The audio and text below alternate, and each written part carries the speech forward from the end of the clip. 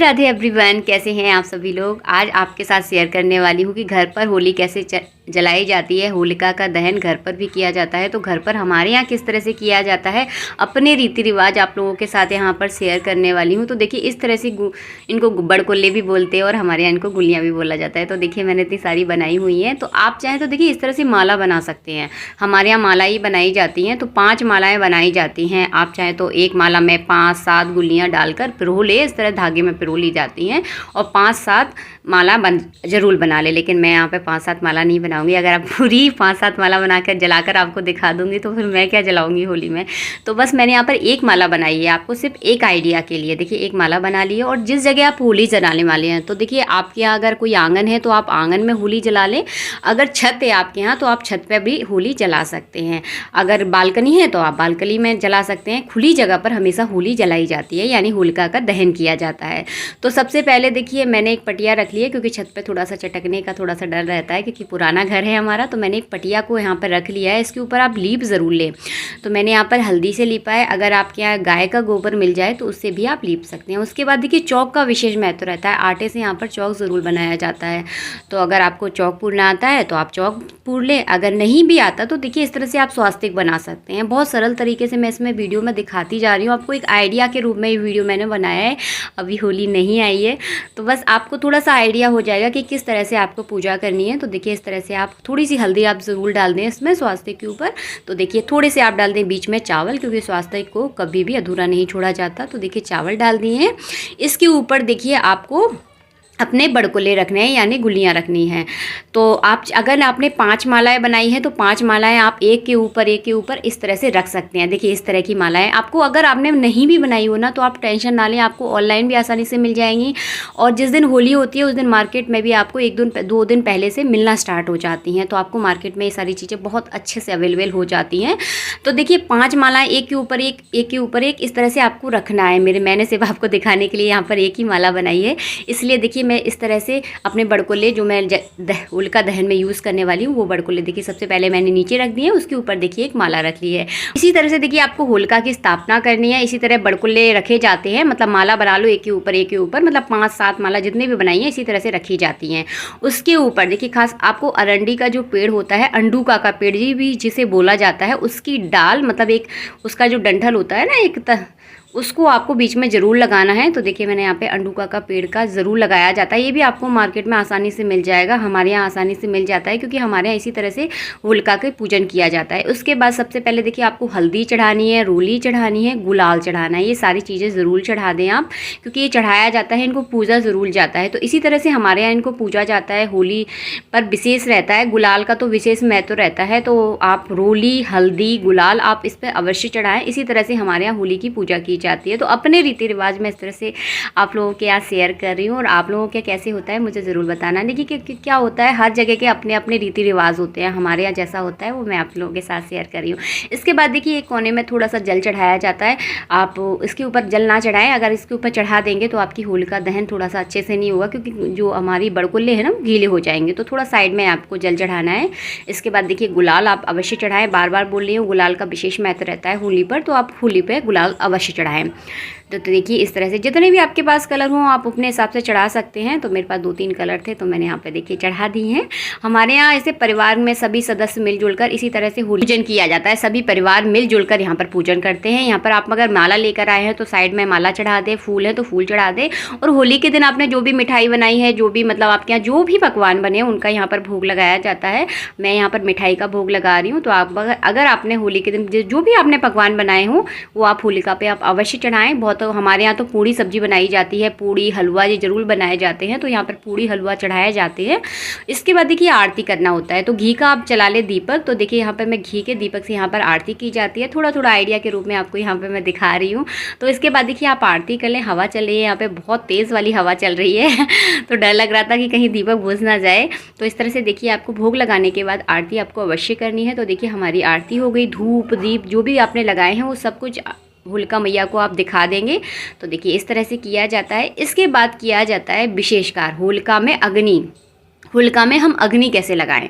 तो जो होलिका की अग्नि होती है वो आप स्वयं नहीं लगा सकते। हाँ देखिए हर सोसाइटी में होलिका का जो दहन निश्चित किया जाता है। हमारे भी आसपास कई सोसाइटी हैं, तो सभी सोसाइटियों में अलग अलग जगह पर होलिका का दहन किया जाता है और वो क्या किसी ब्राह्मण के द्वारा पूरी पूजा पाठ के द्वारा होलिका का दहन किया जाता है। वहीं से अग्नि लानी होती है आपको अपने घर पर, और अपने घर पर वो अग्नि लाने के बाद आप इन बड़कुलों में रख दें तो आपकी जो होलिका दहन है ना वो भी आपके घर में आप कर सकते हैं इस तरह से। तो देखिए इस तरह से अग्नि लगाई जाती है होलिका पर, बड़कुलों को देखिए इस तरह से जलाया जाता है। तो जो अग्नि है आप लेकर आए हैं वो इसमें रख दें। इसके बाद देखिए जो हमने अरंडी का पेड़ जिसमें लगाया था ना उसका झुकाव आपको ध्यान रखना है, पूरब की ओर ही करना है। जब आपकी अग्नि अच्छे से जल जाएगी तो उसे पूरब की ओर, या तो वो अपने आप ही गिर जाएगा, नहीं तो आप उसे खींचकर अलग पूरब की ओर ही डालें। पश्चिम की तरह नहीं डाला जाता, किसी भी दिशा में नहीं डाले, सिर्फ पूरब की ओर उसको डाला जाता है। पूरब का ही विशेष महत्व रहता है। तो उसको जब अग्नि आपके अच्छे से जल जाए ना तो उसको खींचकर आप पूरब की ओर डाल दें, नहीं तो वो ऑटोमेटिक जब अग्नि आपकी जलेगी तो ऑटोमेटिक ही पूरब की ओर गिर जाएगा। उसके बाद देखिए बालों का विशेष महत्व रहता है। बालें आपको ज़रूर भूननी होती हैं, तो गेहूँ की जो बालें होती हैं उसको इस अग्नि में भूनने का विशेष महत्व रहता है। तो देखिए इस तरह से आपको अग्नि में बालें ज़रूर भूननी है। तो देखिए ये हमारी बालें भून रही हैं। तो जब ये बालें भून जाएं उसके बाद देखिए आपको क्या करना है, देखिए इस तरह से भूनना है। इसके बाद देखिए बालों को आप अच्छे से किसी चमीटे वगैरह से निकाल लें, सीधे हाथ से ना निकालें वरना आपके हाथ वाथ जल सकते हैं। देखिए अग्नि से थोड़ा सा आप ध्यान रखें इस चीज़ का। देखिए इस तरह से ठंडी होने के बाद इसको अच्छे से मिसील लें। इस तरह से देखिए इसके दाने निकालने होते हैं हमें, और इसी दानों से हमारे यहाँ इसकी परिक्रमा की जाती है। होलिका देवी की परिक्रमा इसी तरह से की जाती है। तो देखिए इस तरह से मिलेंगे ना, ये भुनने के बाद बहुत आसानी से इनके जो दाने होते हैं ना गेहूं के, वो बहुत आसानी से निकल जाते हैं। तो इस तरह से अब खाने में भी ना ये बहुत टेस्टी लगते हैं। हमारे यहाँ तो ये प्रसाद के रूप में भी बांटे जाते हैं। तो बहुत सारी भुनी जाती है। इसके बाद देखिए आप परिक्रमा कर लें। तो देखिए मैं यहाँ पर 11-21 परिक्रमा हमारे यहाँ की जाती है, तो 11-21 परिक्रमा आप ज़रूर करें इसके बाद। तो देखिए इस तरह से हमारे यहाँ परिक्रमा की जाती है। तो 11-21 आपको परिक्रमा अवश्य करनी है। परिवार की जितनी भी महिलाएं हैं सभी इनकी मिलजुल कर परिक्रमा करते हैं। हमारे यहाँ जो लेडीज़ होती हैं वो घर पर ही होलिका दहन करती हैं, और जेंट्स होते हैं वो बाहर जो सोसाइटी में होलिका दहन किया जाता है वो वहाँ पर जाकर पूजा करते हैं। इसके बाद जो आपने हवन सामग्री लेकर आए हैं वो हवन सामग्री डालकर इसका हवन ज़रूर करें। तो इसमें थोड़ा सा आप घी डाल दें, थोड़ी सी हवन सामग्री डाल दें तो आपका हवन भी हो जाएगा। तो इस तरह से करना है। इसके बाद देखिए विशेष कार्य किया जाता है हमारे घर पर। आटे की यहाँ पर छोटी छोटी सी रोटियाँ बनाई जाती हैं, तो मैं आपको दिखाऊंगी। सबसे पहले देखिए आटा गूंद लिया जाता है। आटे में नमक वगैरह बिल्कुल नहीं डाला जाता, सिंपल आटा यहाँ पे गूंदा जाता है। तो इसका विशेष महत्व रहता है। हमारे यहाँ ठाकुर जी का इसी का आज के दिन भोग लगाया जाता है। कहा जाता है ये जो इससे बनी हुई जो रोटियाँ होती हैं उन्हें खाने से किसी को कोई बीमारी नहीं होती, साल भर तक कोई दिक्कत नहीं होती। ये इस होलिका पे सिकी हुई रोटी होती हैं, तो इनका जो महत्व होता है ना वो बहुत ज़्यादा बढ़ जाता है। तो विशेष महत्व रहता है। हमारे यहाँ जो होलिका का प्रसाद है ना वो यही वाला बढ़ता है। तो विशेष महत्व है इस चीज़ का। और आपके यहाँ क्या होता है मुझे ज़रूर बताना। हमारे यहाँ जो कल्चर है वही हम आप लोगों के साथ हमेशा शेयर करते हैं। तो सबसे पहले देखिए आटा लगाने के बाद जैसे देखिए आपकी होली जलने लगे ना, पूरी जल चुकी हो, थोड़ी थोड़ी अग्नि इसमें रह गई है, तो इसके बाद देखिए ये छोटे छोटे से ये बनाई जाती हैं। छोटी छोटी सी रोटी ही समझ लीजिए, जो कि हाथ से बनाई जाती है, बेलकर बिल्कुल भी नहीं बनाई जाती।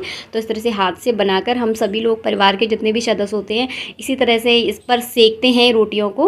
और रोटियां सेकने के बाद ठाकुर जी का विशेष भोग लगाया जाता है। तो मैं यहाँ पर आपको कुछ खास बातें आपको यहाँ पर ज़रूर बता दूँ जब तक मेरी रोटियाँ बन रही हैं। तो देखिए रोटियाँ बनाने के बाद आपको क्या करना है। रोटियाँ बनाने के बाद जब आपकी अग्नि थोड़ी सी हल्की सी ठंडी हो जाए, बहुत ज़्यादा गर्म ना हो, इस तरह से आँच ना निकले हो, जब आपको होली को नाखना ज़रूर होता है। कहा जाता है खासकर लेडीसें इस होली को ज़रूर नाकती हैं। कहा जाता है मतलब जो हमारे पुराने बुजुर्ग थे वो क्या करते थे कि होली को नाकने से कभी भी लेडीज़ों को कोई भी बीमारी नहीं होती, मतलब आंतरिक बीमारियां जो होती हैं वो नहीं होती। तो बहुत विशेष मानी जाती है होली को नाकना। जो हमारे अंदर की जितनी भी बीमारियां होती हैं ना पूरी खत्म हो जाती हैं। तो आप इस टाइप 5-4 बार इसको नाकना है। जैसे कि देखिए यहाँ से मैं आपको सामने से दिखा रही हूँ, एक बार ऐसे नाके, दूसरी बार सिर्फ पलट कर उसको नाकना है। तो 2 बार आपको ज़रूर नाकना है। इस चीज़ का आपको ध्यान रखना है। नाकने से क्या है, बीमारियों के लिए विशेष मानी जाती है। आपको बिल्कुल भी बीमारियां नहीं होंगी, और खासकर ये लेडीज़ों के लिए रहता है, खास उपाय है ये। और जो होली की जो राख होती है, मतलब इसमें जो आप देख रहे हैं जो होली जल रही है उसमें से साजे जो बड़कुल्ले हैं, जो कि जले हुए बड़कुल्ले, जो कि बिल्कुल टूटे फूटे नहीं है, वो बड़कुल्ले क्या उठाकर किसी डिब्बी में आप साल भर के लिए, ठंडा होने के बाद डिब्बी में साल भर के लिए रख लें। ये भी बहुत ज़्यादा काम के रहते हैं। कहा जाता है अगर किसी को कोई ऊपरी चक्कर हो, कोई छोटी मोटी कोई बीमारी हो जाती है, कोई थोड़ी मोटी कोई अगर कोई दिक्कत है, तो इन बड़कुलों की राख उनके माथे पर अगर लगा दी जाए तो बहुत ज़्यादा लाभदायक रहती है। तो ये छोटे छोटे उपाय हैं जो कि मतलब बहुत सालों से चले आ रहे हैं, आज से नहीं, काफ़ी छोटे छोटे जो हमारे पुराने बुजुर्ग थे ना, इसी तरह के इलाज किया करते थे और इनसे बहुत ज़्यादा कहीं ना कहीं फ़ायदा भी हुआ करता था, क्योंकि पहले इतनी सारी सुविधाएं नहीं थी, तो फ़ायदेमंद भी थी कहीं ना कहीं सारी चीज़ें। तो इस तरह से आपको करना है। नाक ना हमेशा थोड़ा सा कम आँच हो, जब भी नाखें आप, ज़्यादा आँच में ना रखें, नहीं अपनी साड़ी वाड़ी अपने कपड़े ना जला लें, इस चीज़ का आपको थोड़ा सा ध्यान रखना है। जब हल्की आग में थोड़ी अग्नि हो, जैसे देखिए अभी अग्नि है पर थोड़ी है। इसके बाद देखिए आपकी रोटी बन चुकी है। इसके बाद देखिए इस तरह से घी ज़रूर लगा लें। मक्खन, पहले के ज़माने में तो मक्खन लगाया जाता था, लेकिन अभी आप देखिए इस तरह से घी लगा लें इसमें, और इसको ना गुड़ के साथ इनका भोग लगाने का हमारे यहाँ विशेष महत्व है। गुड़ जरूर रखा जाता है, गुड़ का मतलब विशेष महत्व रहता है। और हमारे यहाँ एक घर घर में इसी तरह से होली जलाई जाती है। सोसाइटी की होली अलग जलती है, वो बहुत बड़े रूप में जलती है, क्योंकि उस होली को जलाने के लिए किसी ब्राह्मण को बुलाया जाता है, पूरा पूजन पाठ किया जाता है, उसके बाद होलिका का दहन किया जाता है। और घर में इसी तरह से सिंपल तरीके से होली जलाई जाती है, और फिर इसके बाद लगाया जाता है हमारे ठाकुर जी को, यानी हमारे भगवान को भोग लगाया जाता है, और फिर इसे प्रसाद के रूप में बांटा जाता है। अगर आपको वीडियो अच्छा लगा है तो वीडियो को लाइक ज़रूर करना। मिलती हूँ आपसे नेक्स्ट वीडियो में। राधे राधे।